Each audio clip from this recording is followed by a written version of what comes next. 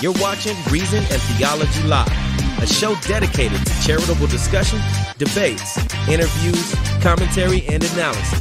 The show concentrates on theological topics, historical matters, and philosophical problems with content ranging from introductory material to in-depth examinations. And now, your host, Michael Lofton.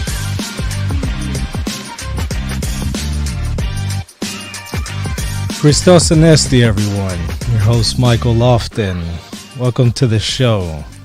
We have Father Ankido Sipo joining us today. We're doing a show here on Chaldean Catholicism. Father, how are you? And welcome to the show. Good, thank God. Thank you. It's good to be here. Yeah, very, very good to have you on. In fact, I don't think we've had a Chaldean priest on before, so this is definitely new. Can you maybe just tell us a little bit about yourself before we dive into the topic itself? Maybe just introduce yourself. Yeah, I was ordained to the priesthood April 10th, 2015 at the San Diego diocese called St. Peter the Apostle for the Chaldeans.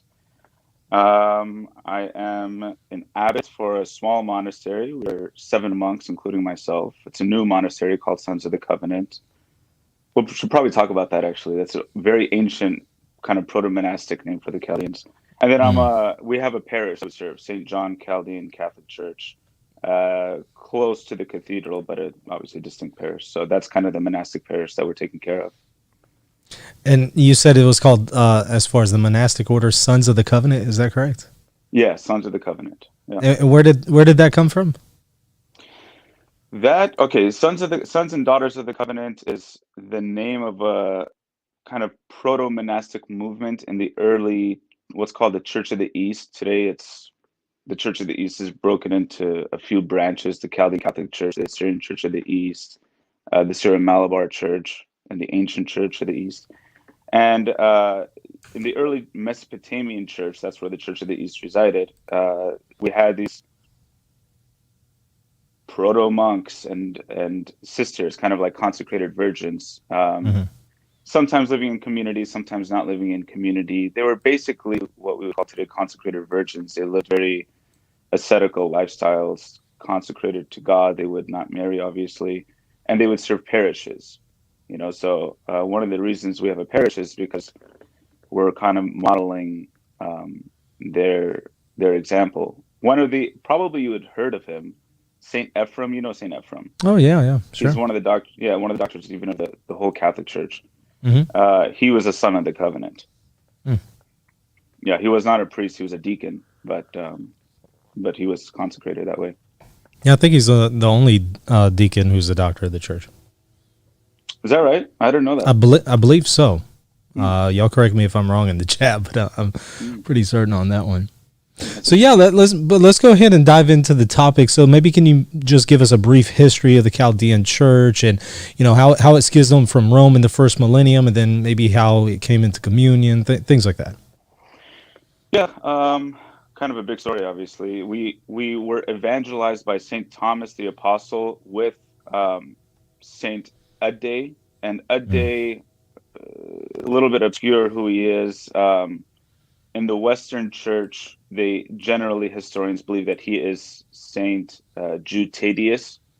So the etymology of the name, Thaddeus, Ade in the Aramaic. Not everybody believes that, but most Westerners for sure believe that, and a lot of Easterners do too. So I think we kind of take that. And they evangelized Mesopotamia with another disciple, probably one of the 70, named Mari. Thomas went off and traveled to India, while Ade and Mari stayed in Mesopotamia, and Thomas ended up, being martyred in India. So these are the people that evangelized us early on, and over time, just like any other church, I guess, we developed and became more organized, more structured. The schism with Rome,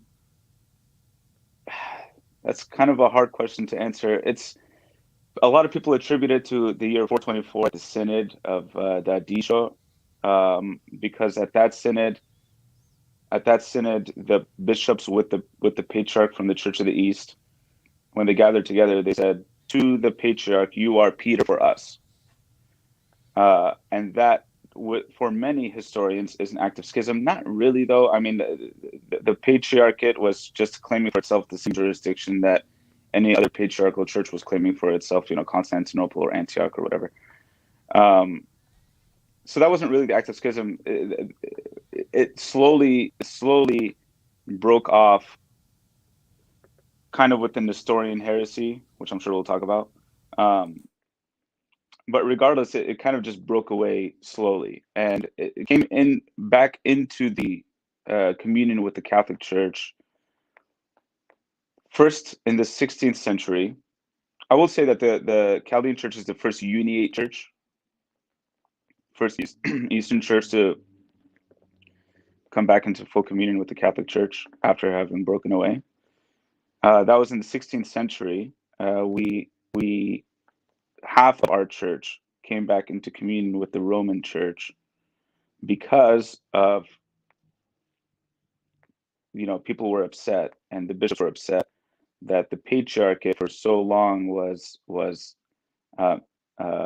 passed down through hereditary means. So the nephew of the patriarch was the next patriarch.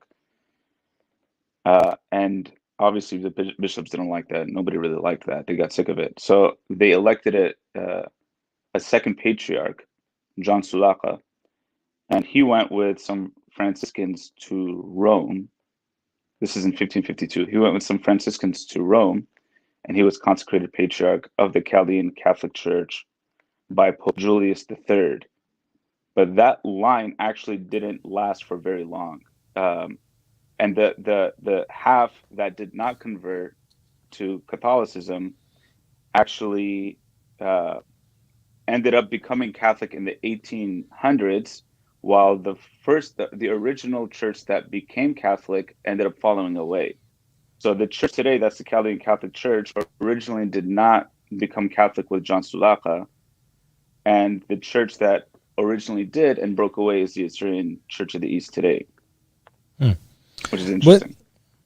You said this was this around the time of Florence that it initially happened? Because I thought I read something about the Chaldean Church sent some individuals to the fathers there in Florence and discussed reunion. Is that effectively when it happened? That's not when the union happened. That's when discussions began, and the name for the church, Chaldean, started to be in use. In the Council of Florence, yeah. But the union didn't happen until John Sulaca in 1550s. Okay. Yeah, that so was they began negotiations early on, but just didn't. Okay, I see. That makes sense. That's right. Yeah. Now, you briefly mentioned their Nestorianism. Can you maybe tell us, what exactly is Nestorianism, and is he a saint, Nestorius? Is he a saint in the Chaldean Church? He is, in our old calendar, traditionally, and obviously, before we became Catholic, him and Theodore and Diodore were on our calendar. We had a feast day for them, but they weren't saints in our church. They're not a part of our church. They're Greeks, so they don't have any inherent relation to the Church of the East. Our relationship with these guys is that, well, the whole controversy that happened with the Christological controversies and Nestorius and Cyril of Alexandria and these was happening between Alexandria and Antioch, between these two schools, and between the patriarchates of Alexandria, where Cyril of Alexandria was, and Nestorius, where he was he was the patriarch of Constantinople at the time. And this controversy happened through the Council of Ephesus, through the and even extended out to beyond that to the Council of Chalcedon and beyond. And the controversy entered our church. We had nothing to do with it. We were out in the Persian Empire. I mean, this was all happening in the Roman Empire, the Eastern Roman Empire, and we had nothing to do with it until the controversies entered the school of Edessa, where a lot of our scholars would attend, and then just kind of trickled into the locality of our church. And we theologically we sided with a Diophysite Christology as opposed to a Monophysite Christology, which is more associated with the Alexandrian school. So the Diophysite Christology was called at the time Nestorianism, but not really. I mean, that's the Council of Chalcedon was Diophysite. You know what I mean? There's a lot of controversy. I wrote my master's thesis on the Chaldean Church and Nestorianism and so on. Whether Nestorius himself was a Nestorian is really debated, honestly. Yeah, so I understand that that's a debatable topic. So, but talking here about saints on the calendar, can you maybe speak to some saints that might be unique to the Chaldean Church? Are there any such figures? Yeah, Saint Ephrem is obviously one of ours, but he's universal now. He's recognized by all the apostolic churches. We got guys. Saint Narse is another one who kind of succeeded in a sense Saint Ephrem as the head of the school that Ephrem was teaching at. Saint Narse is one of these guys who wrote a lot of. Our church is heavy on hymns and poetry, so we traditionally have done theology through hymnology, right? So and for the sake of the liturgy too, so we chant most of it. Saint Narse is one of these guys that's done a lot for our church, and actually a lot of his works are being translated now. A lot of his homilies. Simon bar Sabai was a patriarch of our church. He's a big saint for us. He was a patriarch in the 4th century. There was a huge persecution by the Persians, the Sassanid Empire dynasty. And there was a 40-year persecution where I think they say around like 200,000 Christians were killed in this 40-year span. Among them was the patriarch, Shimon bar Sabai. He was forced by the emperor, Sharper II, by the emperor to levy a double tax on the Christians who were already poor. And he said, I'm not a tax collector, I'm the shepherd of the Lord's flock, and I'm not going to do that.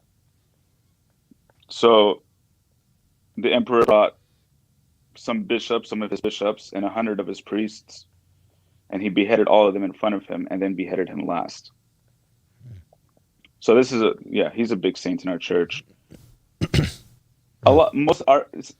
For our church, the saints and the martyrs are basically synonymous. Yeah, one of the names that a lot of scholars give to our church is the martyr church. We have a lot of martyrs from then till throughout history. Wow, that's interesting. I wasn't aware of that. One thing that I did see the other day was a video here talking about liturgy, and this is going to be interesting to a lot of our viewers here. I saw a video where liturgically it seemed like a Chaldean church was distributing communion in the hand. Could you maybe talk about some of the liturgical practices, including that one, and maybe is that something new? Is that something that the church has always done? I mean, what's going on there? That's an interesting topic, and it's. I mean, I'll give my opinion on this first. Is that it's controversial unnecessarily, in our church, it's there from ancient times. This is the way we did it. We have a hymn from probably the 4th century that we chant for communion during our high feast days, so Christmas, Easter, these kinds. Hail Maran, Eid shop. That means strengthen, O Lord, the hand that extends to receive the host which forgives our sins. So early on you see, and there are other hymns like this, describing, empowering the hands that extend to receive the Holy Eucharist. So these hymns are commentaries on the practice of the reception of the Eucharist in the early church. But it's not, it's, again, I don't think that this is very controversial, to be honest with you. And I know I'm saying that is controversial, which is fine. But even the Roman Church, Ratzinger, I'm a big Ratzinger guy. Ratzinger, in Spirit of the Liturgy, notes that even in the Roman Church, they received communion in the hand for the first, I think he said, 9 centuries. Yeah, that's true. Yeah. So we could say that it's a development, which is fine. It can be very much a good development even. But when, we just can't attribute theological, like dogmatic statements to something, anathematize a practice that the church did in the early days. Right. So the Chaldean church today, I mean, as far as I know, most often, certainly in where I'm at, receives on the tongue. But we allow people to receive on the hand. For COVID, we've been giving people communion in the hands. Wow. That's also very, very interesting and probably going to be surprising. Although I've discussed, the issue of communion in the hand historically in the Latin Church, we haven't really addressed a whole lot about the traditions of the Eastern Catholic churches. So that's probably going to fascinate some of our viewers. So let's also dive in a little bit to spirituality. Is there a unique spirituality to the Chaldean Church? I mean, there's thematic spiritualities. Our spirituality is, extraordinarily biblical, and I know that that's obviously going to be in every church. But we are very biblical in that all of our hymns are heavily typological. So, typology relating the Old and the New Testament together, finding the common actions of God as being fulfilled in Christ as prophesied in the Old Testament, and not just prophesied, but even the works of God in the Old Testament find total fulfillment in Christ in the New Testament. Jesus renews all these things and brings them to completion. So our church is heavy on this. But, I think probably the best way to characterize it is that we're very much a kind of a Jewish Christianity because we're in Mesopotamia, and there were many Mesopotamian Jews because of the Babylonian exile, right? When the apostles came and evangelized us, they would rightly go to the Jews first. I mean, Jesus even said that, and converted them, and then that was spread. So the kind of flavor of our church and our liturgy is pretty Jewish. I mean, the anaphora that we have is called Ordained, named after two people that I spoke about earlier. Ordained is an anaphora. It's actually the oldest anaphora in the Universal Church. Dates to probably the 3rd century. It mirrors. It's a 3-part anaphora that mirrors the 3-part Jewish Passover meal blessing. So you got in the Jewish Passover meal blessing, you got the glorification, the thanksgiving, and the memorial prayers. And it's the same thing in the anaphora of Ordained Mari. And we, in our liturgy, we call God the God of Abraham, Isaac, and Jacob. Obviously, that's very Jewish, and so on. I mean, I can say a lot about this stuff, but yeah, we have a very Jewish flavor, which is interesting because today biblical theology is moving in a direction where they're trying to understand better the Jewish context of Jesus, which I think is the right way to go, Sure. And our church has kind of understood that from the beginning, which is something to say about our theology and our outlook. So your liturgical services, they're in Aramaic? We have them. The liturgical language, the official liturgical language of the church is Aramaic.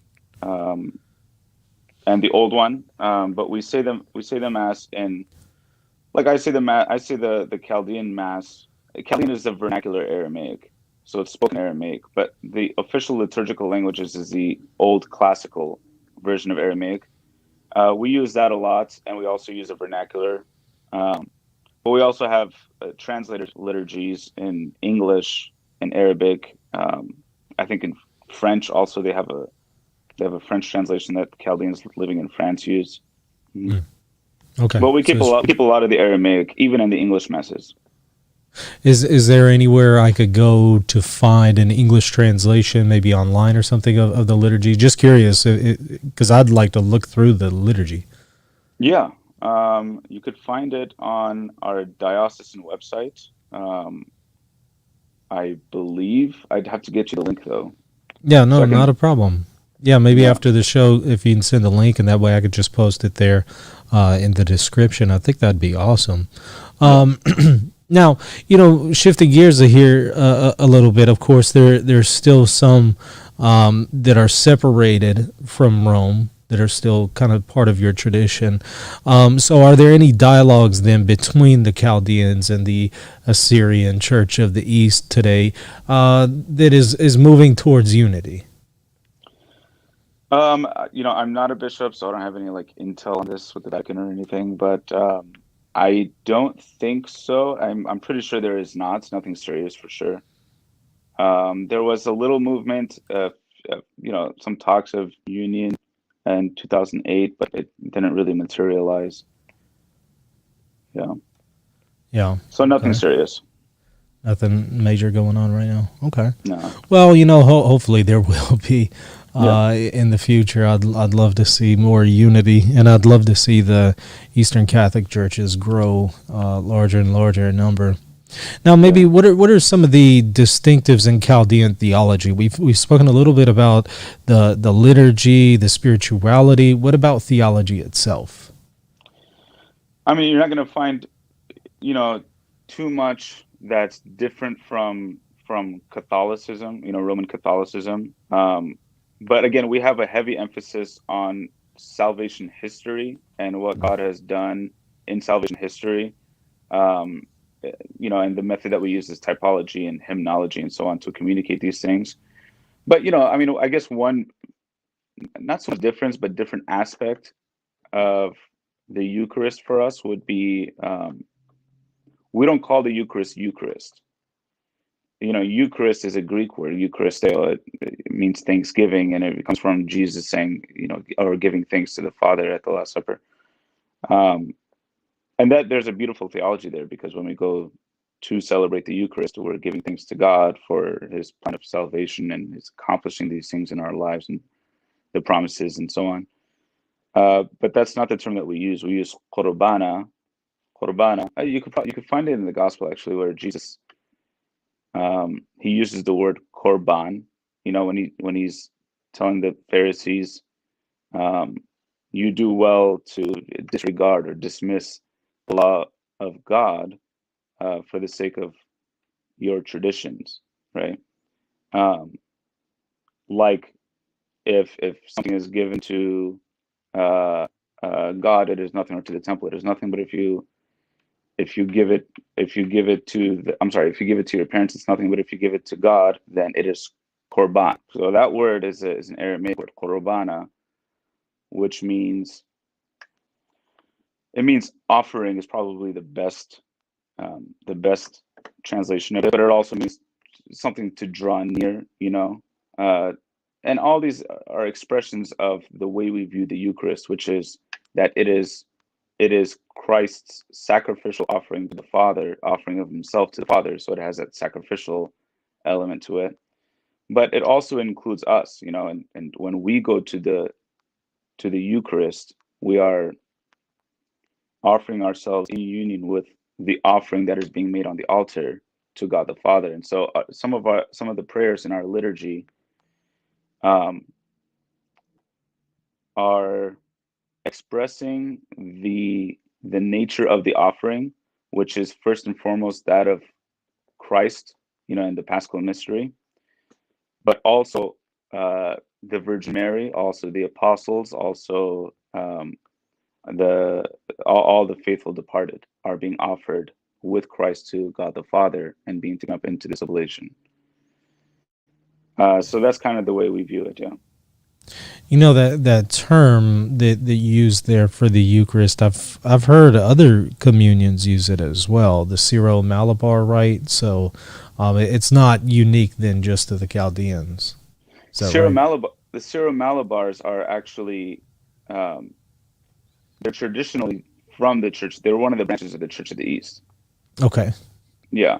Even in their, they have some of the same prayers as us, so one of the prayers in particular, La Humala, is this prayer that goes back to that patriarch legend says that he sang it while he was being martyred, while him and all those bishops and priests were being martyred by the emperor. That he chanted that prayer, La Humara. It's a prayer that gives thanks to Jesus, confesses him to be their Lord and the giver of life and the one that raises our bodies and so on. The Syro Malabars still have that in their church. They still have written in their mass books the words of institution in Aramaic, the ones that I've seen at least. So they're a branch of the Church of the East, and that's why they would call it that. Their theology or their liturgical patrimony and ours is the same. And speaking about the words of institution, I've heard in the liturgy of Adai and Mars that there isn't something explicit that would be the words of institution. Is that accurate? As far as we know from history, yeah, that's accurate.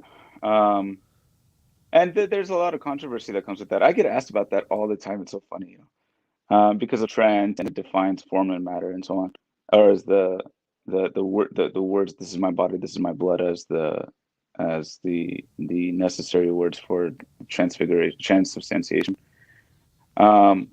It's not in the anaphora of Ade and Mari. As far as we know from history, it's not in any of the early documents of the anaphora. And the Vatican has said that the words of institution are implicit throughout the anaphora, and thus that anaphora without the words of institution is a valid Eucharist. And as far as we know, none of the earliest anaphoras had the words of institution. In the Didache, right? Didache chapter 10 doesn't have it teaches how to celebrate the Eucharist, but it doesn't include the words of institution. Again, this is up for much controversy. Mm-hmm. Yeah, and a whole lot that could be said there about Trent, but I did think that was interesting. Now, there's something that is being brought up here in the chat that I wanted to grab real quick. And by the way, y'all can send some chat questions if y'all also want to call in live, 1-800-484-3801. And actually, before I get to this question from Elijah, let me ask you one other follow-up, talking there about distinctives in Chaldean theology. You brought up St. Ephraim earlier. What are some of the things that we find in his works? What are some of his contributions? Practically, and I think there's only a few exceptions to this, but everything that he does is he does through hymns. One of the words for him, or one of the names for him, is the Harp of the Spirit.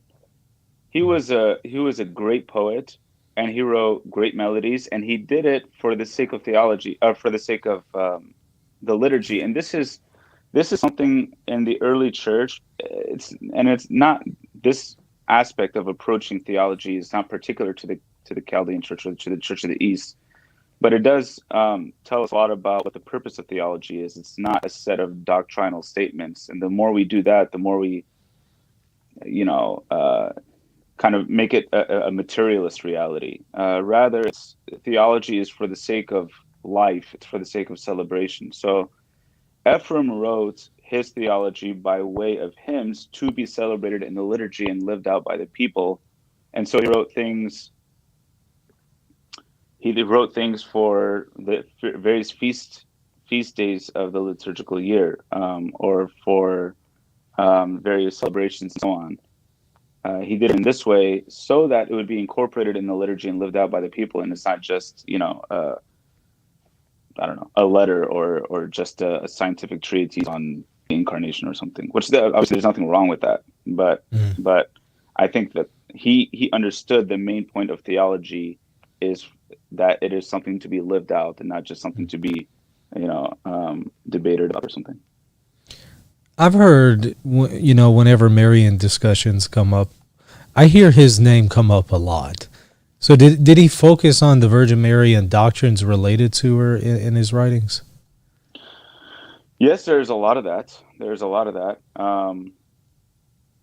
One of the things that always comes up with Ephraim is whether or not he he believed in Mary's Immaculate Conception. Mm. It's kind of obscure because that word obviously it wasn't used until much later in the church, 19th century or so. And the reason why this is a big topic is because Saint Ephrem is somebody that is shared as a saint between all the churches, including the Orthodox churches, and in particular the Syriac Orthodox Church, which highly reveres Saint Ephrem and doesn't subscribe or to believe in the doctrine of the Immaculate Conception of Mary, and uses Saint Ephrem as a kind of proof text for that. But the text, I don't have it offhand, but it's something like, in the womb of the Virgin Mary, all of creation is being renewed and saved, and one could read it in a way that Mary is included in that, but I think the more proper reading of it is that by virtue of God's work in the Virgin Mary, all these things are being renewed and saved, and that Mary is kind of part of the healing, not part of what's necessarily being healed. So no, that's fascinating. Like I said, I hear them come up a lot, especially when it comes to things like the Immaculate Conception. Yeah. One of the questions that I see here from Elijah that I wanted to grab was, did I hear right that Nestorius, Theodore, and them are not saints in the Chaldean Church and are not on the new calendar? They're not on the new calendar, and they're not saints. I mean, they're not our guys. You know what I mean? They're not saints in our church, although we revere them for sure. And for good reason, I would say. There you go. Okay. Nestorius would have been what today we would call a material heretic, not really a formal heretic. He was condemned by the Council of Ephesus, by Cyril of Alexandria. But there's a whole lot of controversy that comes with that, and he didn't say what people say that he said. He definitely didn't say that Christ is two persons. He actually used one prosopon, two hypostases, and two physis. And hypostases is the controversial term there, which is why we're associated with him, because we use that word and translate it into Aramaic, konoma.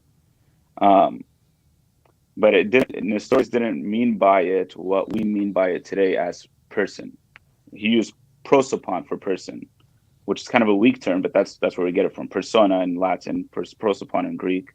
But hypostasis was the controversial term, and it was controversial because it changed from the Council of Nicaea to the Council of Ephesus in meaning. It was that the Son and the Father were one hypostasis. That's the teaching of Nicaea.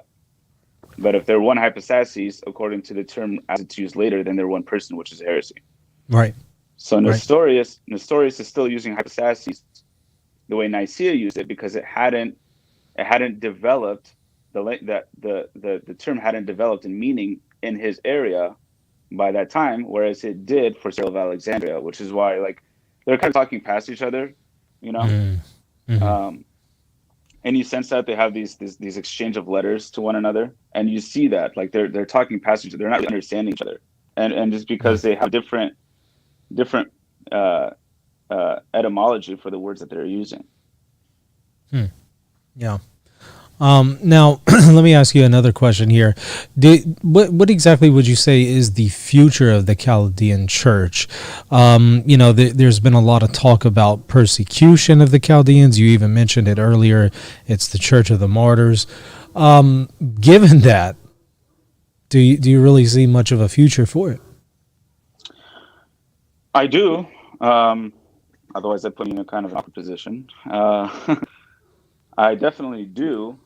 We're growing a lot in the diaspora outside of Iraq, But even in Iraq, I mean, they're doing a lot to rebuild what has been torn down by ISIS and other radical groups that have persecuted Christians. Today, it's not.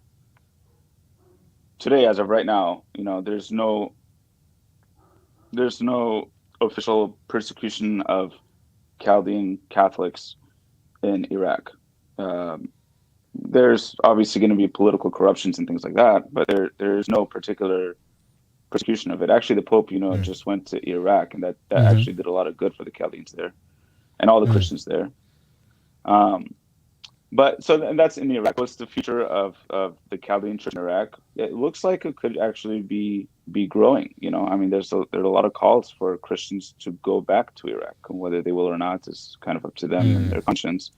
But the church is growing in America. I mean, we have probably like 70,000 Chaldeans in our diocese, which is the western half of the United States, and the other diocese is in Michigan. They have probably closer to maybe 175 to 200,000 Chaldeans living out there. We have Chaldeans in Canada, Chaldeans in Sweden, Chaldeans in France and Germany. We're kind of dispersed now, but the liturgy and the church is still alive and growing in that sense. Yeah. Oh, yeah. I didn't realize there were that many in the United States. Mm-hmm. Yep. Wow. Yeah. Now here's one from Mike. He asks, is the concept of economia in regards to relaxing canons for lay people present in the Chaldean Catholic Church? I ask because I know the Eastern Orthodox have this. So is there such a thing like that, economia and relaxing canons? Relaxing canons for, I don't know. Disciplinary canons. Do y'all have a code of canon? Well, I imagine you use the Eastern Code of Canon Law, right? We share the same code, yeah. Yeah. I mean, canon law is set for sure. So but you don't really have a tradition of relaxing certain canons depending on a person's situation. No. We don't do that. Yeah. Of course, there's going to be, I mean, within canon law, everything is done within canon law, right? So within canon law, there are situations that are inherently relaxing, like for emergency's sake or something. But outside of that, no, there's not. Yeah, that tends to be something that you mostly just see kind of in Eastern Orthodoxy. Just to my knowledge, I haven't seen a whole lot of it in the Eastern Catholic churches. I didn't even know that. I don't know what the canon law tradition in Eastern Orthodox is at all, actually. Yeah, they have what's called the rudder, and it's made up of the canons from the 7 ecumenical councils and some other canons around that time, like Laodicea and others like that, and then a few later councils as well, and then some canons from a few saints, allegedly that go back to a few saints, and so it's just all kind of mashed together, and then some of the canons don't go together, so you have to. Sometimes one canon is relaxed, and sometimes it's enforced, just really depending on the person's situation. So it's definitely different. Yeah, it would be hard to be united to the Roman Catholic Church if we were like relaxed on disciplinary things. Yeah, right. So yeah. Patrick asks, do Chaldeans say the Filioque in the creed? Actually, we do. In the official liturgy of our church, we have the Filioque in there, yes. And so how long has that been in your tradition? And since the reform of the liturgy in 1901. Yeah. Yeah, that's interesting. I wasn't aware of that. I know in some cases, like Eastern Catholics are allowed to either say it or not. Yeah. When people say Eastern Catholics, that's the thing about the Chaldean Church, is that we're Eastern Catholics, people think Byzantine all the time, but we're not Byzantine. The Byzantine East, yeah. Yeah, we're not. We're just not Byzantine. We're not even Orthodox. I mean, our non-Catholic apostolic counterparts are not Orthodox either. The Eastern Church of the East is its own church, united to no other apostolic church. Same thing with the ancient Church of the East. So yeah, I mean the other whole branch of Eastern Catholicism would be Syria. People call it, historians call it the Syriac Church, which is not obviously the most accurate, because we're not Syrian. But yeah, there's a whole other tradition in the East that is not part of the Byzantine tradition, right? Actually, the Byzantine in our history books, when we say the Western Church, we're actually referring to the Greeks. We're not even referring to Rome. Because y'all were on the outskirts, and so there was a lot of problems then with the Byzantine Empire in your history. Is that not correct? Oh man, that's one of the big reasons for that's one of the big reasons for the early schism. Is because well, because y'all weren't part of the empire. You're kind of on the outskirts of it, and so we were part of the Persian Empire, which I mean, the Persian Empire and the Roman Empire fought for hundreds and hundreds of years, right? They just hated each other. So when Constantine, converted to Christianity, and allowed it, obviously legalized it in his empire, there's this funny thing that happened, which is that in the first 300 years, persecution of Christians was heavy in the Roman Empire, but it didn't really happen in the Persian Empire, in our church.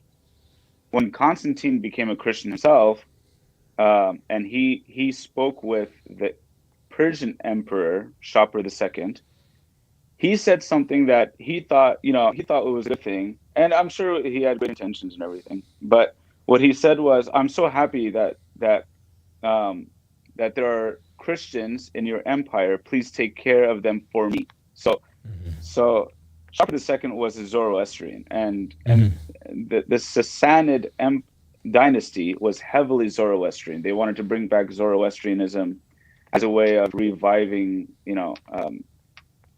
the Persian cult and the Persian culture and all these things from ancient times. And Christianity was growing. And when Constantine said that, Constantine made the emperor think that all the Christians that are living in the Persian Empire are allied with the Roman Empire, and so laid this heavy persecution, and that's kind of what started the 40-year persecution and others that came after that. So I wasn't aware of that. Yeah. So yeah, we were good until basically that time, but then it came down hard. Well, Constantine had to open his mouth. That's right. Mike asks, how are Western converts treated in a Chaldean parish? Western converts, I assume you mean somebody Protestants that's probably Protestant or something like that. They're very much welcomed. I know that in some of the more national churches it's a little bit more difficult, but I'll be honest, you'll get a couple of stares, but you're welcomed. Everybody's welcomed at our church. We have a good amount of people in our churches in San Diego that are converted from Protestantism or non religious backgrounds, and they oftentimes get baptized and confirmed in the Chaldean church if they haven't been baptized before, and they attend our church regularly, and they're very much welcome. People love them. I think Elijah's wanting another Elijah here. Halberg is wanting some clarification here. Why is Nestorius revered in the Chaldean Catholic Church if he did not recant? Pope Celestine I gave him 10 days to do so. Also, what is the anaphora of Mar? Well, we kind of dealt with that last part. So maybe just talk about, Pope Celestine gave him about 10 days, and of course he didn't respond to it. So what would you say in reference to that, just by point of clarification? Actually, the latter part that he's talking about, that we talked about the anaphora of Ade and Mari. There are two other anaphoras in our church. The anaphora of it's of Mar Nestorius. I'm sorry. Okay, I was thinking he was talking about. I gotcha. Yeah. So one is attributed to Theodore Mopsuestia, which is Nestorius's teacher, and then the other one is the anaphora of Nestorius. These are the old names that we have for them, but they're not written by them. They're attributions, but they're practically Greek anaphoras that we used very seldomly in our churches. We don't use the Mar Nestorius one any longer, although we have a Rosa Tritaya, which means or Rosa Traiana, which means the second anaphora, basically. Mhm. And that has some parts of what used to be called the Theodore anaphora, and then some parts of the Nestorian one, but they're not written by these people, nor is their theology reflected in it, or what people think is their theology reflected in it. Okay, so how come Nestorius didn't recant? The Council of Ephesus,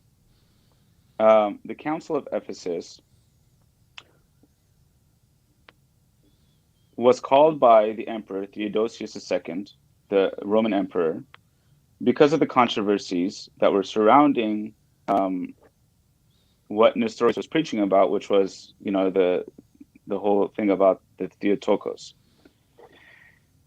Nestorius was made the Patriarch of Constantinople, and he went into that diocese, that patriarchate, battling heretics, and he did so. And that was kind of his MO,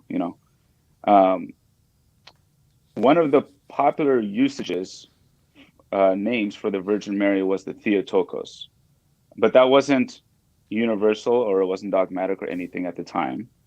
And a lot of people were confused by it. So he said, okay, well, a lot of the populace was using Theotokos. A lot of the populace was using, so Mother of God. A lot of them were using Mother of Man. There's a big controversy about this in his diocese. So he said, let's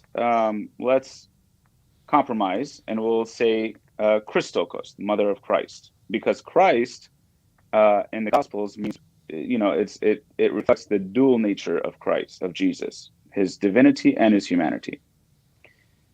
I'm going to tell you what historians say here, and be careful, but I'm going to say that historians say this, not me. You can look at Samuel Moffat if you want to read more about it. But Cyril of Alexandria's patriarchate was moved from second place to third place in jurisdiction.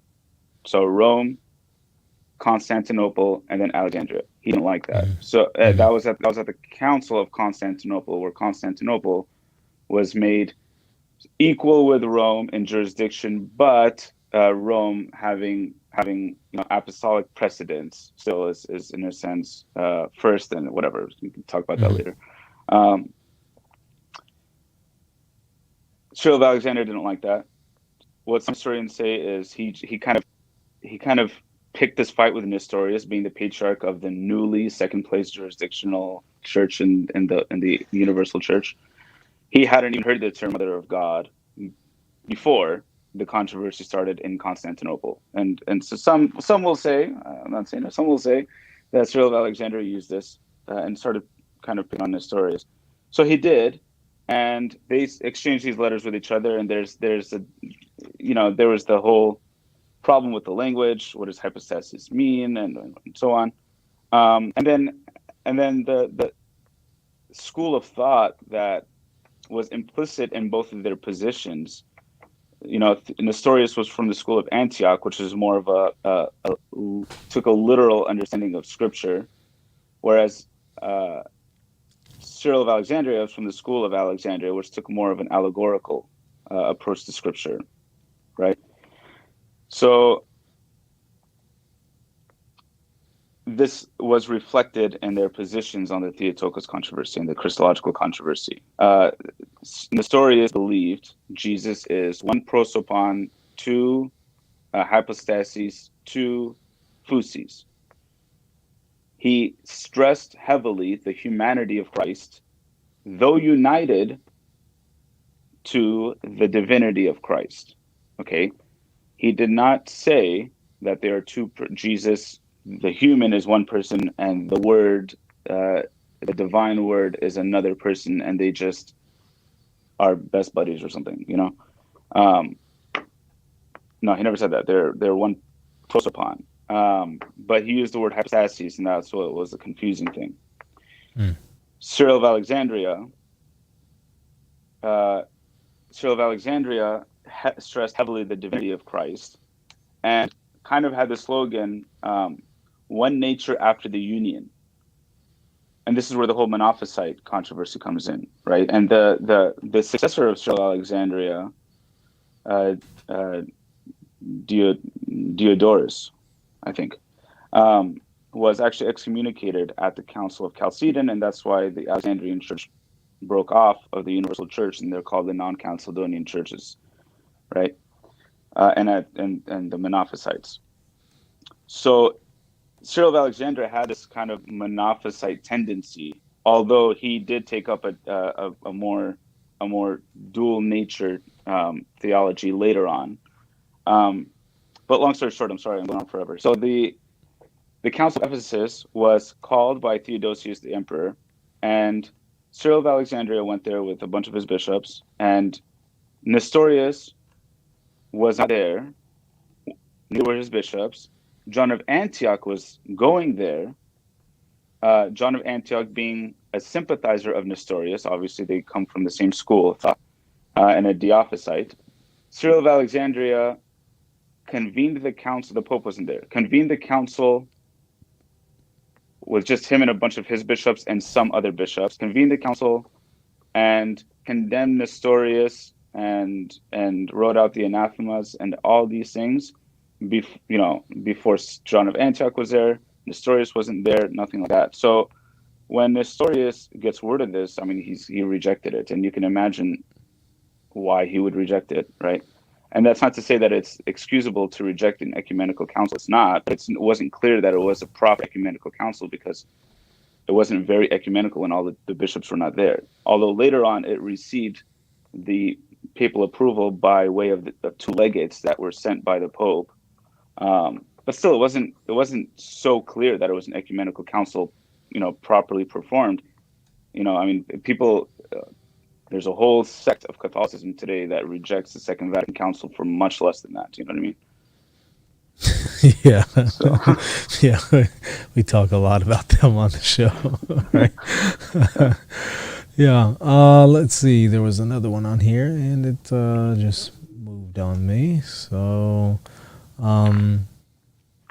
well, Troy, I see your question, but that one was already answered. So let me move on to this one from Three Bros. Here it is. Is there a history calendar that we could use to study the Chaldean church history? A history calendar. There are really good books on it. I don't know if I've never seen. I don't know what you mean by history calendar, to be honest. Well, is there maybe a calendar that would just kind of show the different saints that are revered on this day, and it tells you a little bit about them, something like that, maybe online? Oh, like that? Yeah. No, nothing compiled, although I've been wanting to work on it. The problem is that the lives of our saints are still not translated from the Aramaic. Actually, it's like kind of a lifelong project that I want to work on. But that will take a very long time. Sure. But yeah, it is something that I want to work on. The calendar, I think we sell it on our diocesan website if anybody were interested in it. But that'll just have the names of the saints, not really a history. Not anything behind them. Well, I mean, that still is better than nothing. Yeah. Yeah. Okay. Yeah. Yeah, I'll definitely put a link to that in the description after the show, so y'all look for that. There was a question here. Oh, go ahead. I was just going to say our liturgical calendar obviously differs from either the Byzantine or the Roman calendars. Right. It's divided into 7 seasons of 7 weeks each. So that's 49 weeks. The idea is the Jubilee year, right? Again, the whole Jewish aspect of it, 7 times 7, and with some extra, some like mini seasons kind of in between, and makes up for the 52 weeks in the year. But it goes through the whole salvation history from the Annunciation of Christ in Advent all the way up to the crowning of the church in the eschatological age at the very end, before Advent begins again. That's awesome. This one is this might be a tough one. How does Father see the Eastern Church's role in Vatican II's call for the rehabilitation of patristic scholarship and patristics in general? In other words, at Vatican II, they were just calling, we need to get back to the sources. We need to get back to the fathers. What's your opinion on that? Going back to the fathers, going back to the early sources there that you kind of see that movement at the Second Vatican Council? I mean, I think it's good in a limited form, and the limited form doesn't limit the fathers or what we can take from them. Of course, the limited aspect of it is that we don't look at them exclusively. I mean, we have to believe in a development of doctrine as well, right? That's Cardinal Newman's whole thing. So, going back to the patristics and to Scripture, this is the kind of Nouvelle Theology thing, which it has its good aspects, and I think it has borne much fruit. In many of those scholars, it might have been reactionary against a kind of hyper neo-scholasticism, which also would have its issues. I mean, I think any of these movements in its extreme form would err. But no, I obviously have no qualms with going back to the fathers. I would only say, go back to the fathers and look at them exclusively would be wrong. There is a development of doctrine that happened from the early church through the Middle Ages until now, and we have to look at the development. And I don't theologically speaking, we can't say that there's a break in dogmatic tradition from the early church till today as far as dogma goes. So we'd have to take all these things seriously. Yeah. That's a good point. Well, Father, it's been an honor having you, a pleasure having you on the show. You're welcome on any time. I want to give you a chance to put in a plug for anything that you're working on, or maybe how people could contact you if they have any questions.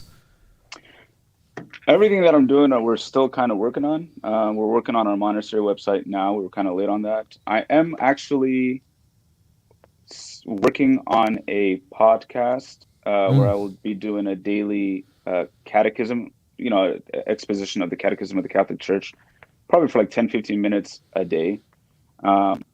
So I don't know what it's called. I don't have a name or anything like that yet, but I will be working on that. I'll let you know about that when I do that.